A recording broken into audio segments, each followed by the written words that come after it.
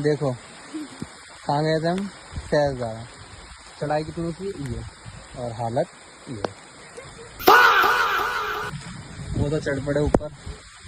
ये आएगी, बारिश हो गई है, मौसम टनटनाटन। चले फिर से ऊपर की ओर। 12 बज चुके। शकल के भी 12 बज चुके हैं, पैरों के भी 12 बज चुके हैं उनके।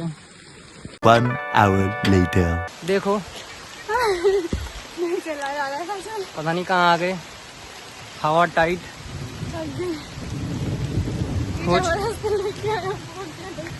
जबरदस्ती कोई नहीं लाया, किसी के चुलती घूमने की सुबह से।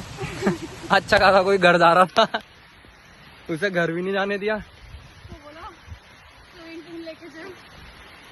स्विमिंग पूल तो मैं जा रहा था, 150 रुपये जैसी ही बोल रहे वैसी हवा टाइट होगी।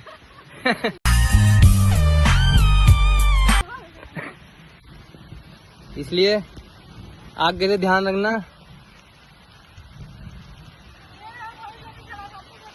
बहनों के साथ कभी मत आना।